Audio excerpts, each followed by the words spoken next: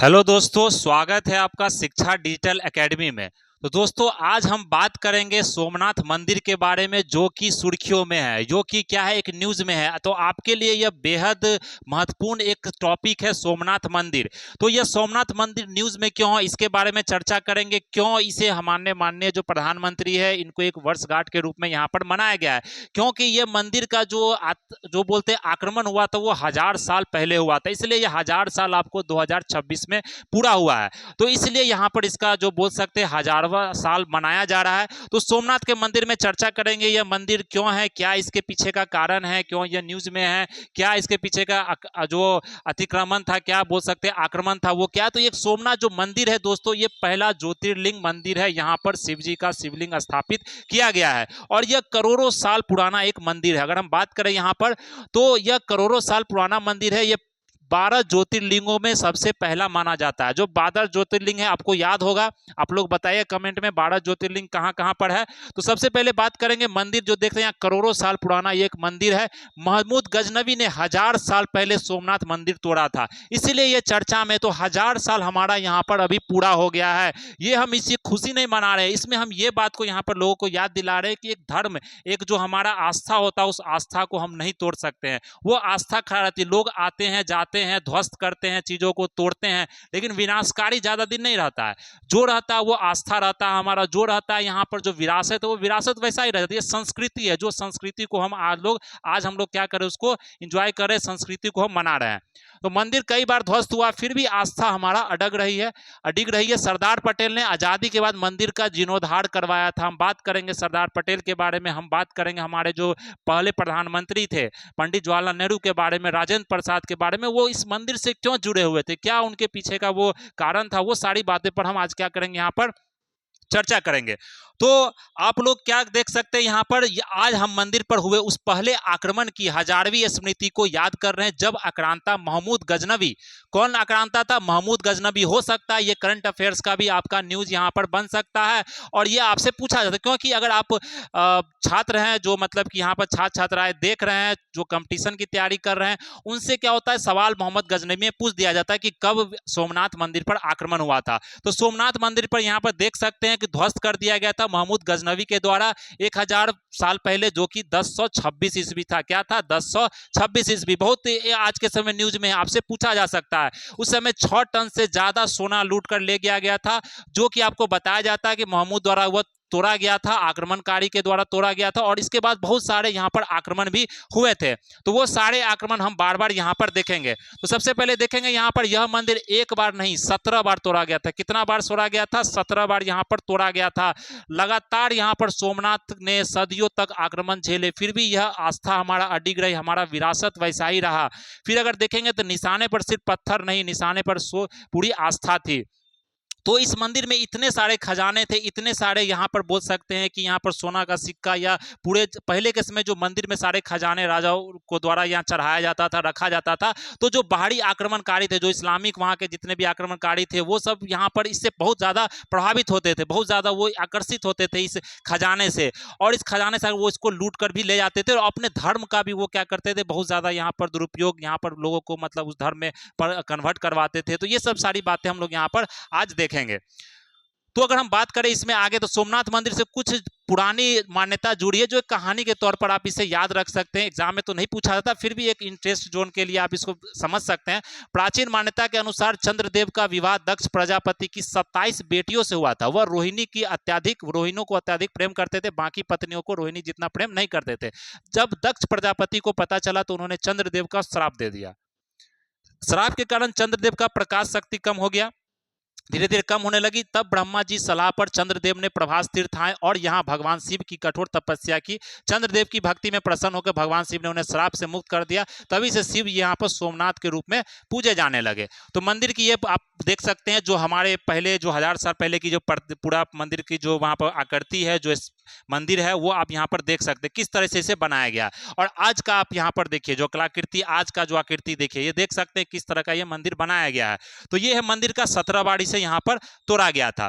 तो ये सोमनाथ मंदिर के बारे में, इससे कुछ अहम जो जानकारी है वो जानकारी हम लोग यहाँ पर समझेंगे। तो ये महत्व क्यों है, जैसे कि हमारे जो माननीय प्रधानमंत्री उन्होंने क्या बोला, सत्य को असत्य पराजित नहीं कर सकता और आतंक आस्था को कुचल नहीं सकता। आज के समय देखेंगे सारे देश प्रभावित हैं आतंकी हमले से, सारे आज के समय युद्ध हो रहा है, लेकिन भारत अभी भी क्या है कि अपने इस आस्था को बचाए हुए रखा, अपने संस्कृति को बचाए रखा हुआ है, क्योंकि हमारे देश में बुद्ध का जन्म हुआ, हमारे देश में महावीर जी का जन्म हुआ है। तो ये चीज आपको यहाँ पर ध्यान रखना है। तो सोमनाथ इस बात का प्रमाण है कि विनाशकारी विचारधाराएं कभी अस्थायी नहीं होती।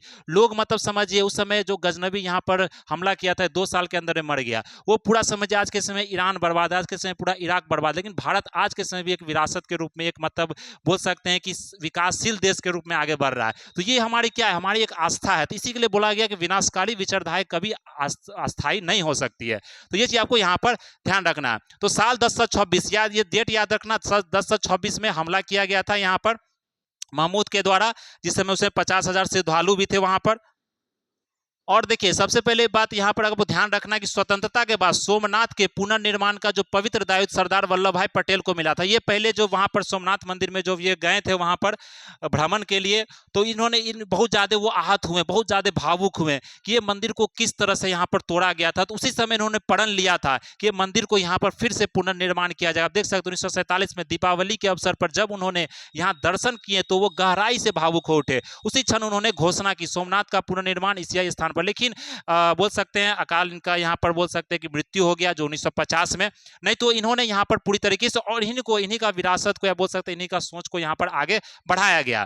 तो ये चीज आप यहाँ पर देख सकते हैं। तो सोमनाथ दृढ़ता और संकल्प का जीवन का प्रतीक है। यहाँ पर पीढ़ी के जो आस्था मिटाने नहीं दिया गया, हर बार जो तोड़ा गया यहाँ पर फिर लोग उठ खड़ा हुए हैं। तो ये चीज होता है आस्था के पीछे का जो कारण, इसलिए लोग बोलते हैं कि आस्तिक भी रहना एक जरूरी है। 11 मई 1951 को पुनर्निर्माण, ये पूछा जाता है आपको एग्जाम में, इसको करंट अफेयर्स के तौर पर भी याद रखिए। 11 मई 1951 को पुनर्निर्मित सोमनाथ मंदिर के द्वारा राष्ट्र के द्वारा खोले गए, राष्ट्र के लिए खोले गए। और सबसे बड़ी बात यहाँ पर जो हमारे बिहार के ही रहने वाले हैं, जो सबसे पहले राष्ट्रपति थे, कौन थे? डॉक्टर राजेंद्र प्रसाद। तो ये डॉक्टर जो राजेंद्र प्रसाद थे ये उपस्थित थे और इन्होंने ही मतलब मंदिर का द्वार को सबसे पहले खोला था। तो यह देख सकते हैं जुड़ने के लिए विरोध भी हुआ था, लेकिन डॉक्टर राजेंद्र प्रसाद अपने निर्णय पर अडिग रहे, क्योंकि यहाँ पर जो हमारे आज के समय जो कांग्रेस पर यह लांछन लगाया जा रहा है, ये बताया जा रहा है कि उन्होंने इसको सपोर्ट नहीं किया था। लेकिन ऐसी बात नहीं, वहां पर प्रधानमंत्री जो जवाहरलाल नेहरू थे उन्होंने ये चीज बोला था कि हमारा देश क्या धर्मनिरपेक्ष है, सेकुलर कंट्री है, तो हम लोग एक धर्म को यहाँ पर आगे नहीं बढ़ाएंगे। लेकिन वैसा हमारा देश उस तरह का धर्मनिरपेक्ष सेकुलर नहीं है जैसे आपको अमेरिका में। हमारा देश क्या है कि सर्व धर्म को जो है कि बराबर मतलब कि सहयोग देता है, बराबर सारा चीज मतलब कि देता है। तो ये हमारे सभी को बराबर इज्जत, सभी को बराबर प्रोटेक्शन भी मिलता है। तो यहाँ पर डॉक्टर राजेंद्र प्रसाद ने यहाँ पर निर्णय लिया और उन्होंने यहाँ पर लिखा, तो के.एम. मुंशी ने इनके बारे में यहाँ पर लिखा भी था। तो ये चीज आपको ध्यान रखना है यहाँ पर। तो देख सकते हैं यहाँ पर। तो चलिए यहाँ पर क्या बताया, सोमनाथ मंदिर का इतिहास, जो कि आपको यहाँ पर बहुत सारे सवाल, मोहम्मद गजनवी कौन थे, उसने सोमनाथ मंदिर पर आक्रमण क्यों किया, क्या महमूद ने किसी आक्रमणकारी किया, आधुनिक पुनर्निर्माण, ये सब सारा चीज हमने यहाँ पर देख ला था। इसी को यहाँ पर क्या करना आपको, थोड़ा सा एक स्लाइड में आपको ये पूरा एक्सप्लेन किया गया है। तो ये आप एक्सप्लेन यहाँ पर देख सकते हैं।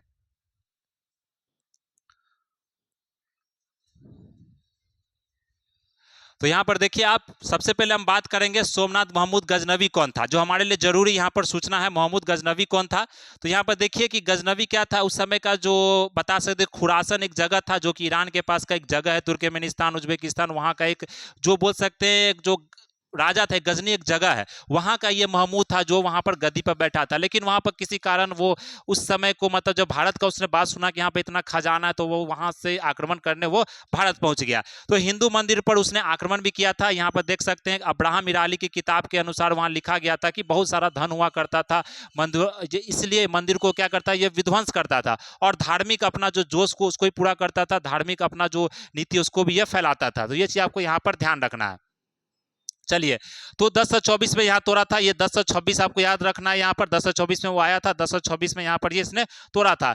कैसा था सोमनाथ मंदिर, तो ये बहुत सारे किताब में जब लिखा गया जो आपके लिए यहाँ पर जरूरी है, उसको आप पढ़ सकते हैं।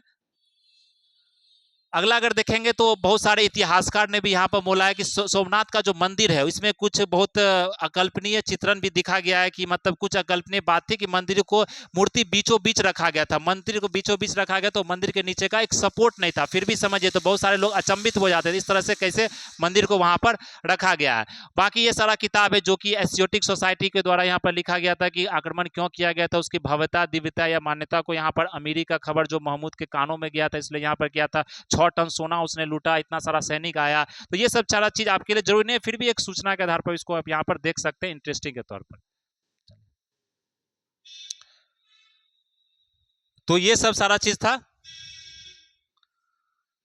तो यहाँ पर आपको देखना है जो कि चलिए तो आप देख सकते हैं जितना भी सोना यहाँ पर लूटा गया था क्या किया गया था। अब हमारे लिए जो अधिक जानकारी इसमें जो जरूरत है वहां पर देख सकते हैं आपके यहाँ पर किसके किसके बाद ये जीर्णोद्धार करवा गए। देखिए जीर्णोद्धार जो बताया था आजादी का हमने देखा सरदार पटेल सबसे पहले वहां गए थे, फिर 11 मई 1951 को यहाँ पर मंदिर का उद्घाटन किया गया था किसके द्वारा, हमारे पहले राष्ट्रपति जो थे कौन थे, डॉक्टर राजेंद्र प्रसाद के द्वारा। विरोध भी हुआ था फिर भी उसको यहाँ पर शुरू आपको किया गया था। तो ये चीज आपको यहाँ पर ध्यान रखना है इस चीज को, आज़ादी के बाद नेहरू के राष्ट्रपति द्वारा यहाँ पर किया गया था। एक और चीज़ है कि सोमनाथ मंदिर के और किस किस के द्वारा हमला किया था। 1299 महमूद गजनवी के 272 साल के बाद दिल्ली सल्तनत के सुल्तान अलाउद्दीन खिलजी, आप जानते हैं खिलजी वंशज था, उसके द्वारा भी यहाँ पर किया गया था, लूटपाट किया गया।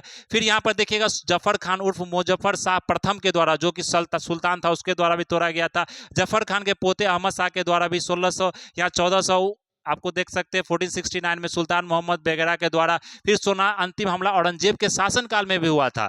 फिर 1706 में औरंगजेब ने आदेश दिया कि मंदिर को इस तरह बर्बाद करो कि वहां कहीं पूजा न हो पाए, लेकिन फिर भी वो मंदिर बर्बाद नहीं हो पाया। 1707 में इसका मृत्यु भी हो गया था। 18वीं शताब्दी में बहुत सारे विदेशी आक्रमण फिर भी मंदिर वैसा का वैसा ही रहा। तो ये हमारे देश का एक बोल सकते हैं कि विरासत है जो आज भी बचा हुआ है। तो लोगों को इस पर यहाँ पर ध्यान देना चाहिए, लोगों को इस आस्था को थोड़ा सा पूजा भी करना चाहिए, इस आस्था को मानना भी चाहिए। तो ये है दोस्तों हमारा जो आज का जो करंट अफेयर्स भी था प्लस ये आस्था से भी जुड़ा हुआ जो था, जो न्यूज में चल रहा, सुर्खियों में चल रहा, तो आपको इसी तरह से जानकारी आपको दिया जाएगा जो जो न्यूज में चल रहा। तो ये भी करंट अफेयर्स का आपका पार्ट है। बाकी आप जुड़ सकते हैं शिक्षा डिजिटल एकेडमी से, जो हमारा नया बैच भी स्टार्ट हुआ अभी 7 जनवरी, डेमो क्लास भी आप लोग जुड़ सकते हैं।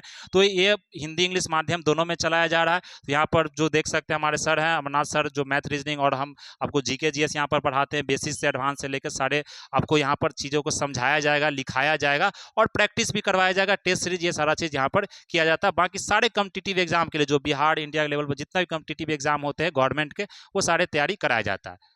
चलिए दोस्तों मिलते हैं अगले क्लास में, धन्यवाद।